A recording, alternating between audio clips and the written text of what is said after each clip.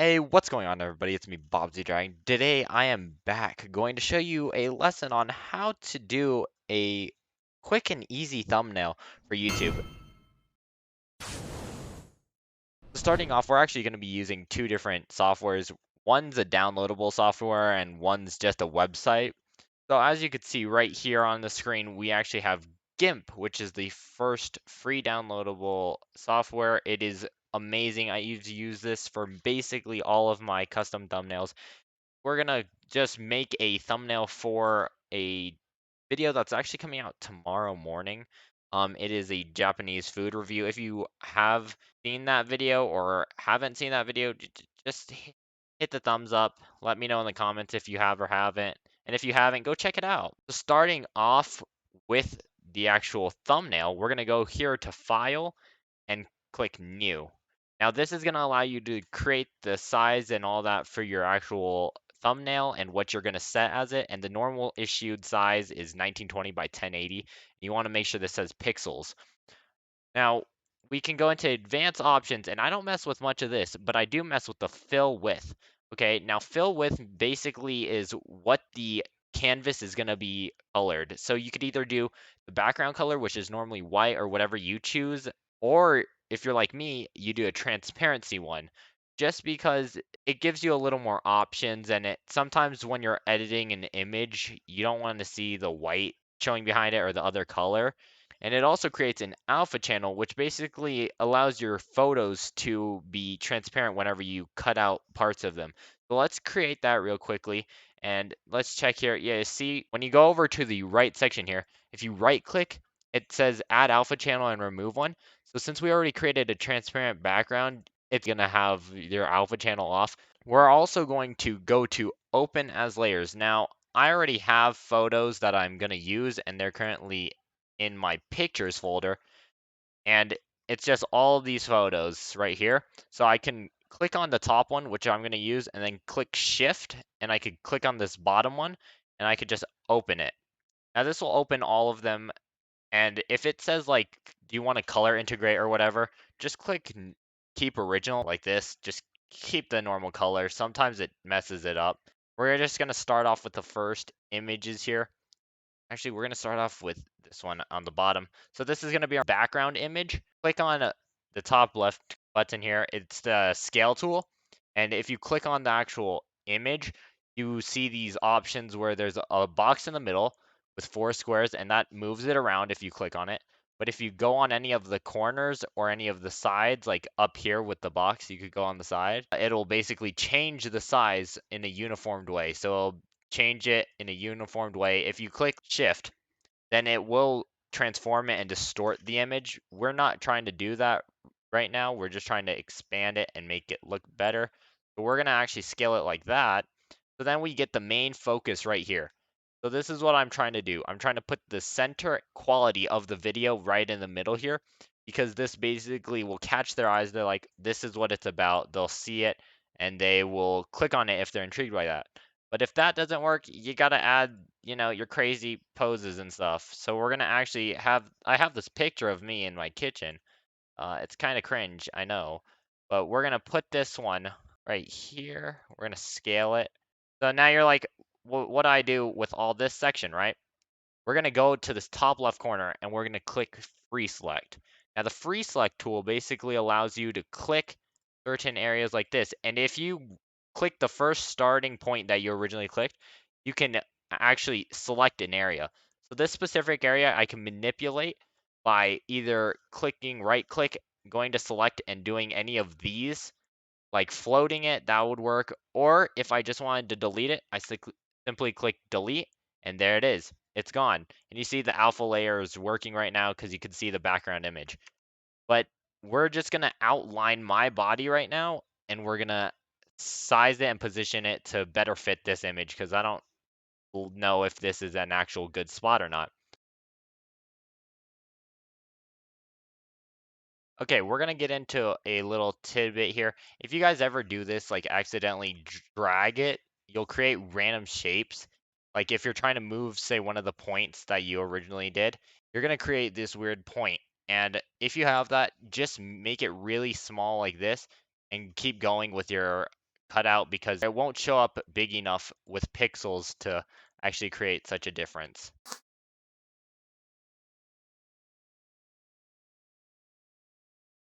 Okay, so basically I just outlined my whole body and now we're just gonna click the feature, the right click feature, and we're gonna go down to select. Like I mentioned earlier, the float tool here, we're gonna float this sectioned off area. And as you can see on the right hand side, it says floating selected layer. Want to create new layer with that. So there's just a little green button there, and that gives me this section. And that last part, as you can see, it's not there anymore. So I right clicked on it, delete layer. Now you might be wondering, Jordan, that's nice and all, but you didn't tell us how we scroll, like zoom in, and how we like move left to right and stuff when we're zoomed in, how to use the hand tool. Well, basically, you want to use Shift, Control, and then your mouse wheel. So the mouse wheel, if you click down on it, it'll create this little icon, as you can see here, and that's where you can move it. When you click Control and scroll up, you zoom in. Scroll out, you zoom out. When you're scrolled in, if you click Shift and then scroll up, you go to the left. Scroll right, you go to the right. Or scroll down, you go to the right. Very simple, very simplistic. Now, we got my person here. I'm going to actually click on the same skill button, click and hold it. I'm going to click the flip tool. I could flip him around. So now he's looking the other way. So that's pretty neat. Now moving on, we got the actual different products here that I reviewed in the video. Again, go check that out. But we're going to do the same process of cutting them out. It shouldn't take too long. This is probably the longest part of the process just because if you have very complex images, then it's going to take longer. But I assure you, it's very like simple and you could probably do it in no time and get the hang of it in no time.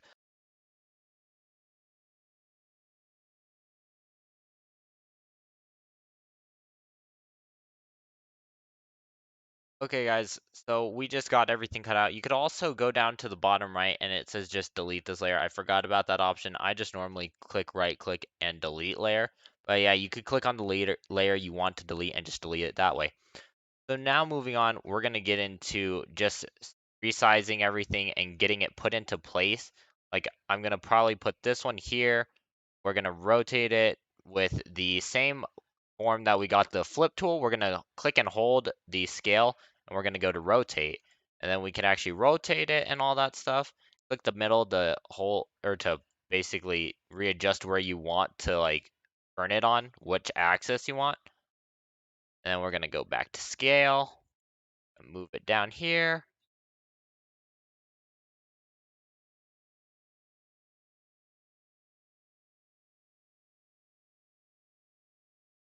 Okay, guys, so we just got everything set up. I had to move the image to make it bigger for the logo. I think I still can adjust it more here.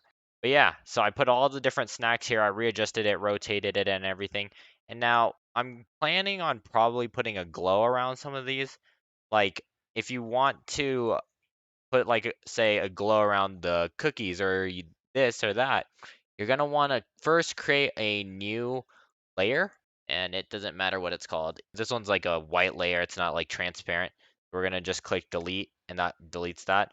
We're going to put the layer for glow. We're going to put that above the background image so that I can actually put the glow on this stuff. We're going to click the paintbrush tool. You're going to make the size however big you want and then put the color that you want. I'm feeling like sort of a yellowish type of deal. We're going to go for a bright yellow here. And you want the opacity to be like 50 or below.